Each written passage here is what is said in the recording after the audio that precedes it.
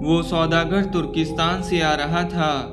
اس کے ساتھ بہت سا سامان تھا اور سانولی رنگت والا ایک بچہ بھی، جو اپنی معصوم اور حیران نگاہوں سے نیشاپور کے ترقی یافتہ اور شاندار شہر کی ہر چیز تعجب سے دیکھ رہا تھا۔ یہ بچہ خوش شکل تو نہ تھا، لیکن اس کے چہرے کا بے پناہ بھولا پن اور ذہین آنکھیں پہلی ہی نظر میں متاثر کرتی تھی۔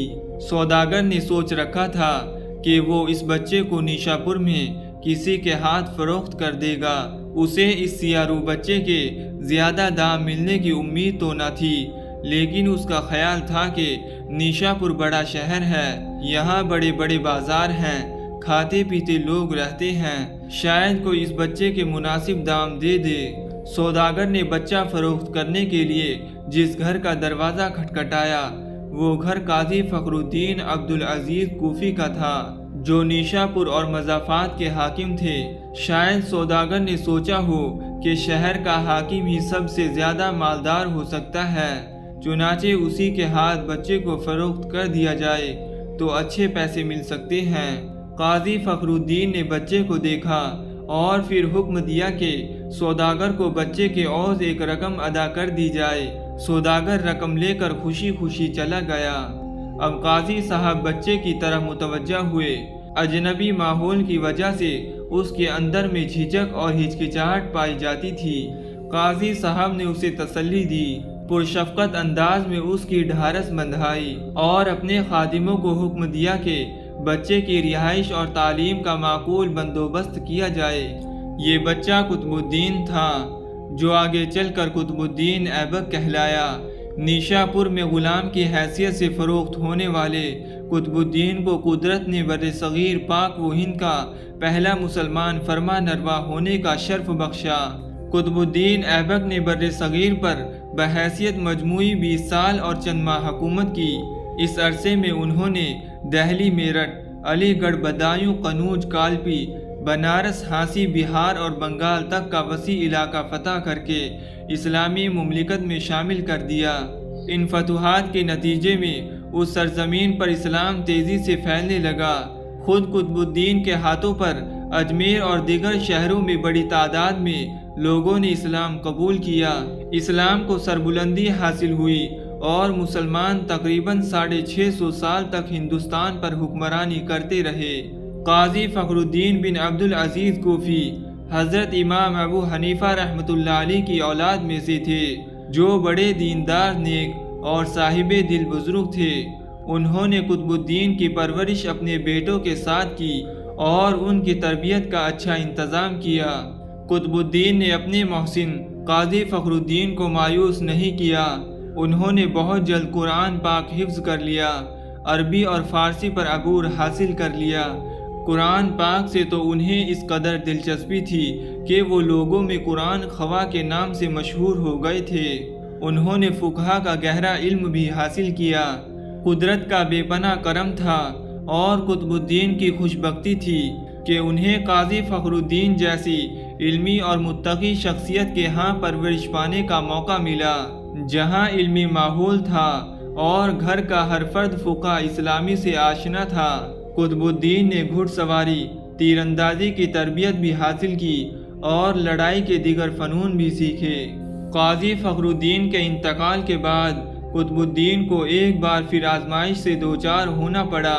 صاحب علم ہونے کے باوجود ان کا شمار اب بھی غلاموں میں ہوتا تھا۔ حالات ایسے ہوئے کہ انہیں ایک بار پھر کسی سوداگر کے ہاتھ فروخت کر دیا گیا۔ غلاموں کے اس تاجر نے اور بھی سینکڑوں غلام خریدے تھے۔ وہ ان سب کو لے کر غور کے علاقے میں پہنچا، جو افغانستان میں شامل ہے۔ وہاں شہاب الدین غوری کی حکمرانی تھی۔ سلطان شہاب الدین غوری نے بہت سے غلام خریدے۔ قطب الدین کا رنگ و روپ تو متاثر کرنے والا نہ تھا، لیکن علم کا نور ان کی شخصیت کو سینکڑوں غلاموں میں ممتاز کر رہا تھا۔ شہاب الدین نے قطب الدین کے عوض بڑی رقم ادا کی اور یوں قطب الدین کی زندگی کے ایک اور دور کا آغاز ہو گیا۔ قطب الدین ایبک کیوں کہلائے، اس بارے میں مورخین کے درمیان اختلاف ہے۔ کچھ مورخین کہتے ہیں کہ قطب الدین کے ایک ہاتھ کی چھوٹی انگلی ٹوٹی ہوئی تھی، اس لیے لوگ اسے ایبکشل کہنے لگے۔ ایبک ترکی زبان میں انگلی کو کہتے ہیں، اور شل سے مراد سوکھا ہوا کمزور، یعنی وہ شخص جس کی انگلی کمزور ہو۔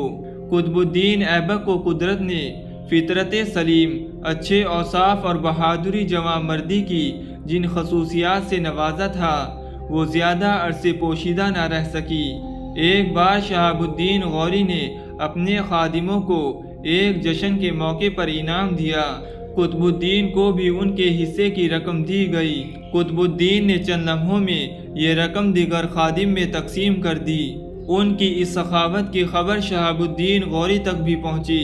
شہاب الدین ان کی اس صفت سے اتنے متاثر ہوئے کہ انہوں نے قطب الدین کو بلا کر اپنے دربار میں خصوصی جگہ دی۔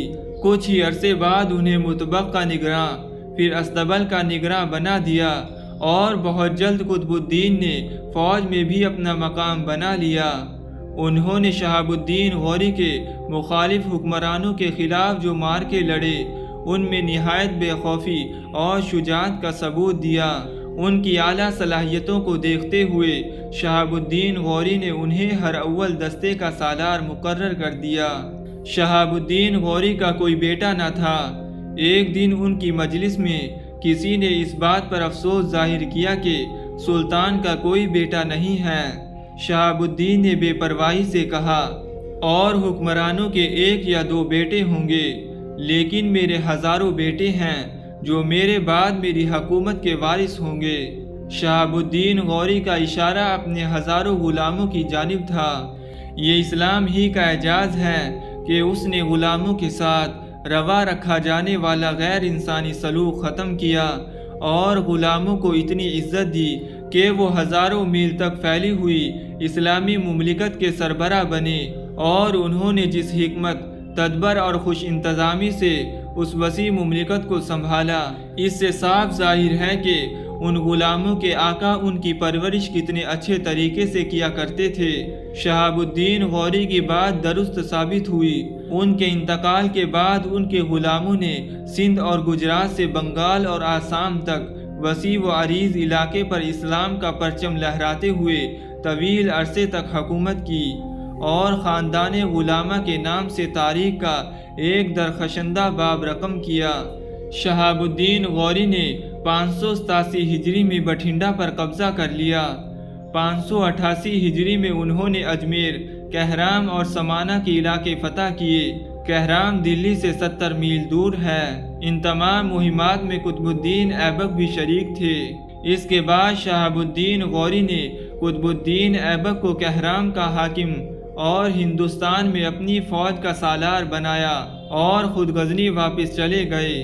قطب الدین ایبک بہت اعلیٰ پائے کے منتظم اور بے حد جری سالار ثابت ہوئے۔ انہوں نے کمال خوبی سے اپنی فوج کو ترتیب دیا، اور اسی سال دہلی پر حملہ کر کے اسے پرتھوی راج اور کھانڈے رائے کے رشتہ داروں سے چھین لیا۔ کچھ عرصے بعد میرٹھ کی سڑکوں پر بھی اسلامی فوج گشت کر رہی تھی۔ 599 ہجری میں قطب الدین قلعہ علی گڑھ تسخیر کر چکے تھے۔ اسی سال قطب الدین نے دہلی کو دارالحکومت بنا کر تمام مفتوحہ شہروں میں اسلامی قوانین نافذ کر دیے۔ شہاب الدین 590 ہجری میں پھر ہندوستان آئے۔ انہوں نے قنوج کا راستہ اختیار کیا۔ قنوج اور بنارس کا راجہ جے چند بڑی فوج لے کر آیا۔ اس فوج میں 3000 ہاتھی بھی تھے۔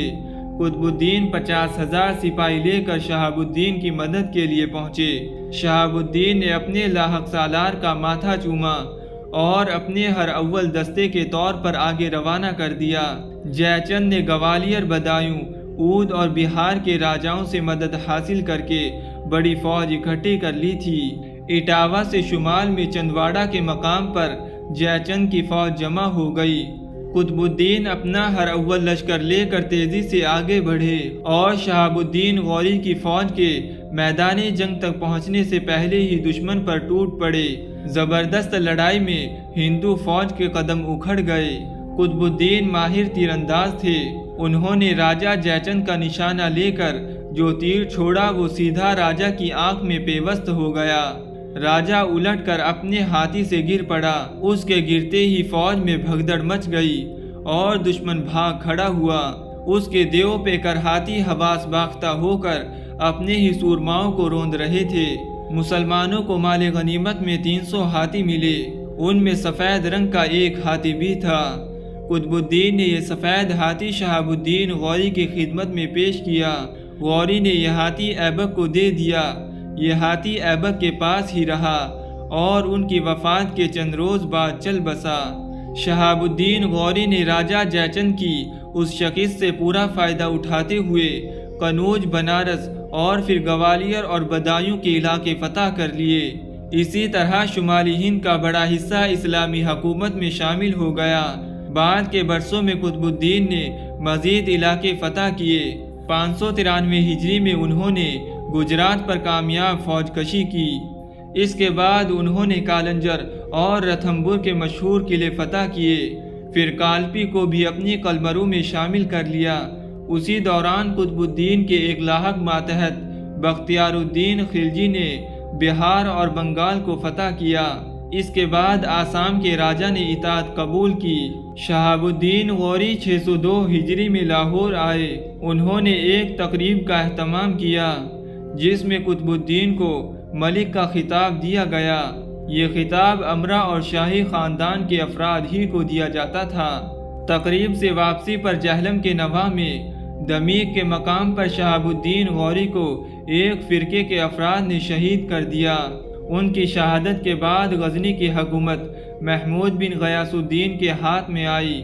سلطان محمود بن غیاث الدین نے قطب الدین کو پیغام بھیجا کہ آپ ہندوستان کا کل انتظام سنبھال لے۔ 11 ذی القعدہ 602 ہجری کو قطب الدین ایبک لاہور کے نواح میں پہنچے۔ ان کی آمد سے قبل لاہور کے شہریوں کو اطلاع مل گئی تھی کہ ان کے محبوب حکمراں لاہور آ رہے ہیں، جہاں ایک تقریب میں وہ پورے ہندوستان کی قیادت سنبھالنے کا اعلان کریں گے۔ 18 ذی القعدہ 602 ہجری کو قطب الدین ایبک لاہور میں داخل ہوئے۔ اگلے روز ایک تقریب منعقد ہوئی اور قطب الدین ایبک کل ہندوستان کے خود مختار فرمانروا بن گئے۔